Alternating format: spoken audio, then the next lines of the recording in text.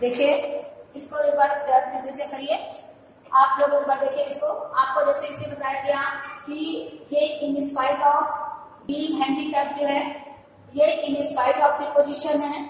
In spite of being ये आपका preposition है। इन स्पाइट ऑफ ये आपका जीवन हो गया। उसके बाद कॉमा के बाद सब्जेक्ट से रह गया।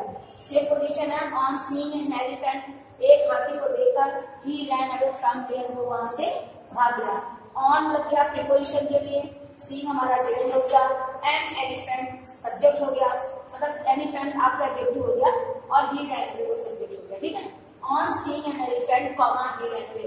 याद रखिएगा सिंथेसिस में वर्ब का प्रयोग एक ही बार होता है, इसीलिए सब्जेक्ट से पहले का जितना पोर्शन होता है वो कॉमा के अंतर्गत आता है। वो तभी अब देखिए सब्जेक्ट कॉमा के बाद ही सब्जेक्ट आता है, पहले कॉमा के पहले सब्जेक्ट नहीं आ रहा है। राइट डाउन इसको। Then I am giving example. Write down example.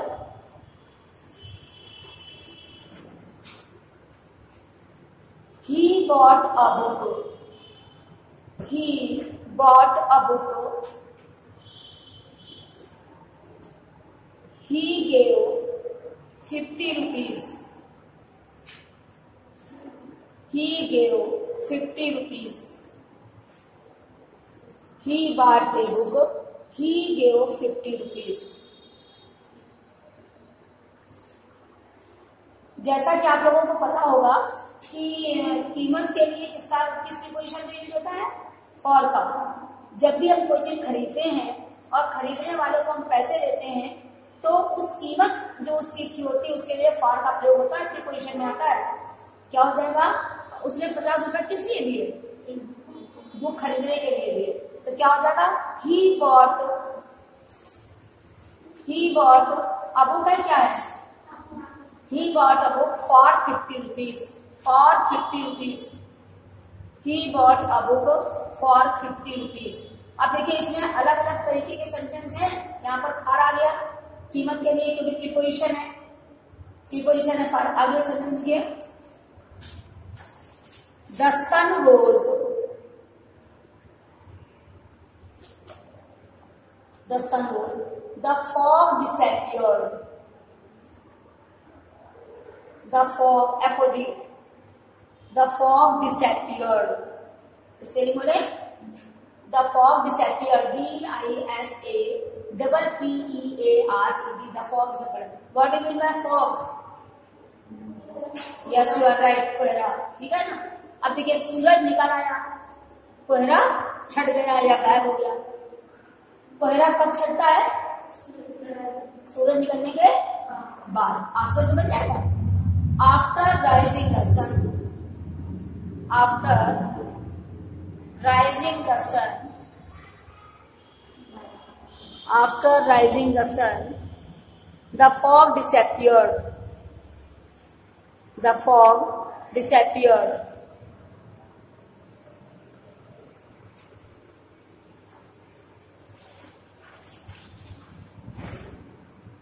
The fog disappeared.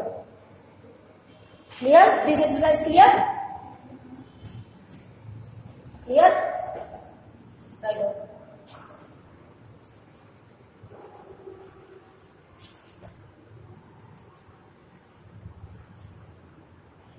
अब हम आप लोगों की एक्सरसाइज क्लियर होगी ना? नाउन या जीवन से पहले प्रीपोजिशन का प्रयोग करके। Now I am going to tell you exercise noun और phrase in apposition. Noun or phrase in apposition.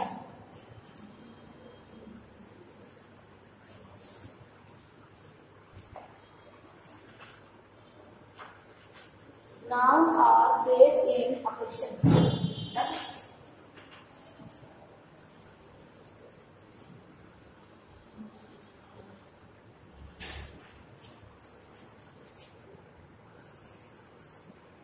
Number 5. Noun or phrase in position.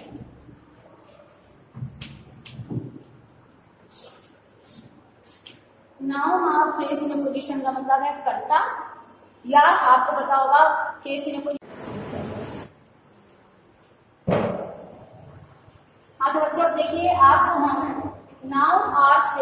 Opposition बताने जा रहे हैं। इसमें क्या है, इसमें कर्ता सेंटेंस के अंदर इसमें आपको दो सेंटेंस लिखे हुए मिलेंगे। आपको उनमें से कर्ता जो है उनको छान के एक तरफ रखना है, उसके बाद वर्ब के साथ रास्ता सेंटेंस लगाना है। जैसे आपको बताने जा रहे हैं, देखिए श्रीमती इंदिरा गांधी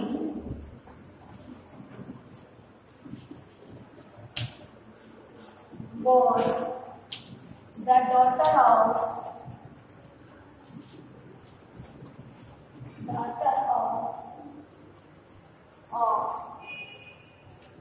पंडित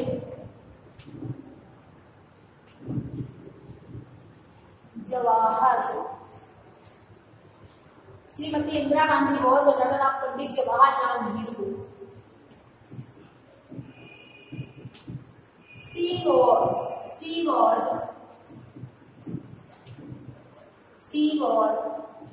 the first lady prime minister of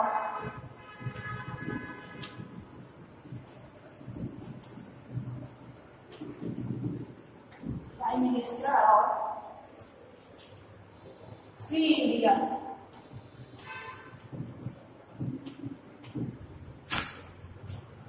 Shrimati Indira Gandhi was the daughter of Pandit Jawaharlal Nehru. She was the first lady prime minister of free India। वो स्वतंत्र भारत की प्रथम प्रधानमंत्री थी। अब क्या होगा, श्रीमती इंदिरा गांधी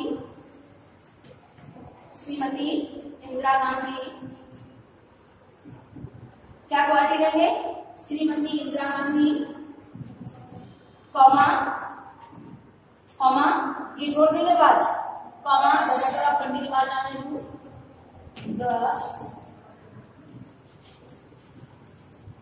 daughter of पंडित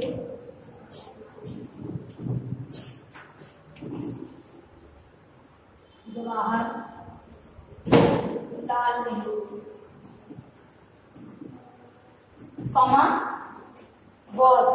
अब सी तो इंदिरा गांधी की हो गया, was the, अब was से क्या लेते हैं, was the first lady prime minister of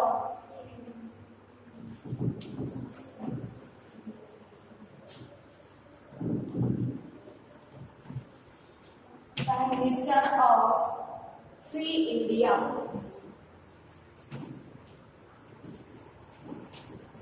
क्या हुआ, श्रीमती इंदिरा गांधी, उसके बाद अभी कोई वर्ब नहीं आई है, फिर the daughter of Pandit Jawaharlal Nehru, दोनों उनकी वर्ब हो, उसके बाद अब आएगा was the first lady prime minister of free India। Pandit Jawahar Shrimati Indira Gandhi was the daughter of Pandit Shrimati Indira Gandhi the daughter of Pandit Jawaharlal Nehru was the first lady prime minister of free India। आगे देखिए दूसरा वाला एग्जांपल,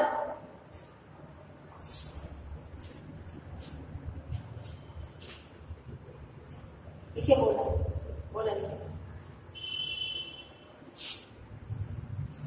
Columbus COLOMBUS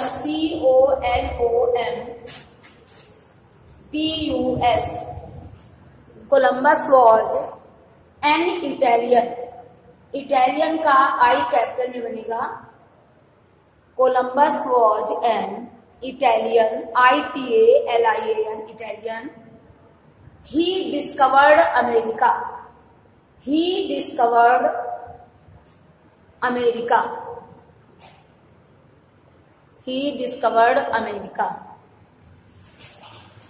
ये दो प्रकार से बनेगा, एक तो ये हमारा नाउन से बनेगा और दूसरा ये हमारा उससे बनाएंगे फ्रेज इन अपोजिशन से।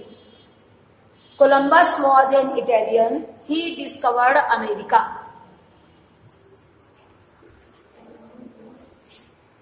हाँ, कोलंबस वॉज एन इटालियन, एक तो हमारा इससे बन जाएगा Columbus comma an Italian comma discovered America. दूसरा बनेगा Columbus comma the discoverer of America comma was an Italian. Columbus,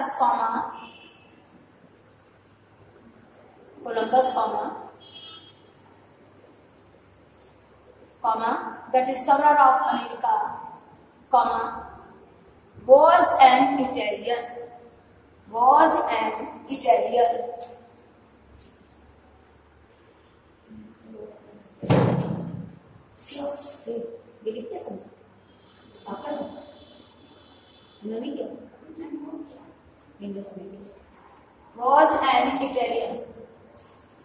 समझ में आया? ये आपको समझ में आया? नाउन और phrase preposition.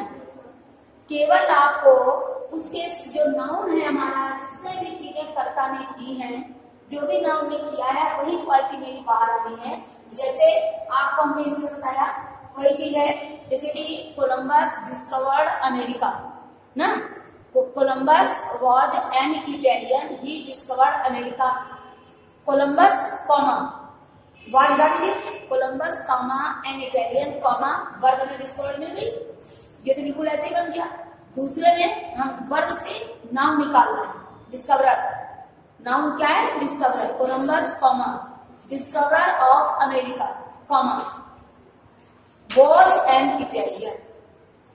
Both sentences are clear. There is any doubts? All the students, you understand it very carefully. Now, I am giving you a more example.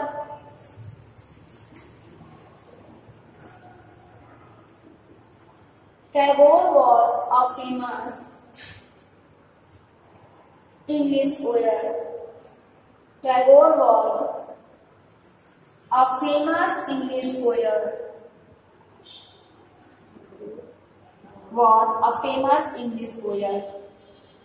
He wrote the Gitanjali.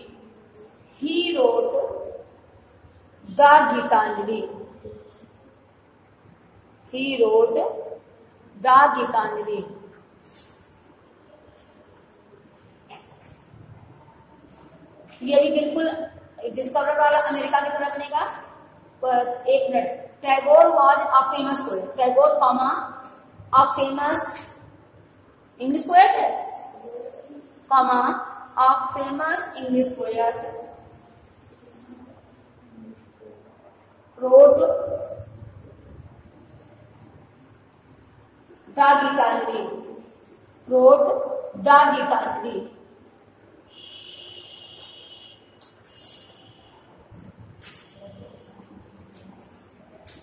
English poem बोल रहा है, और क्या English poem है?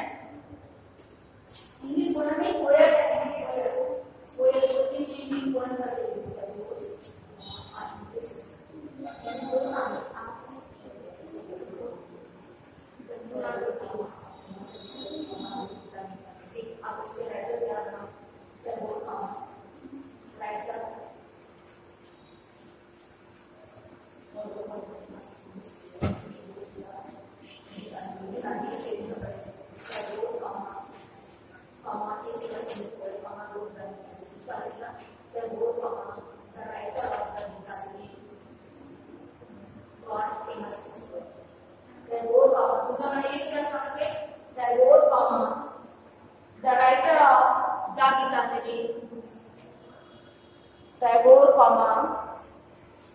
Tagore, the writer of the Gitanjali,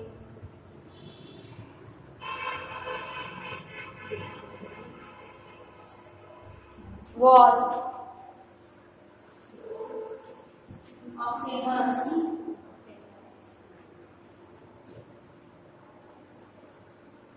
poet.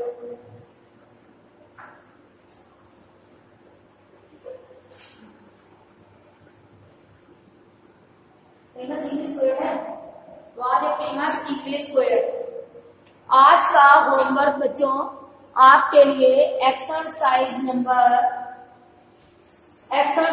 आप देखिए 5 और 6 4 और 5 होगी।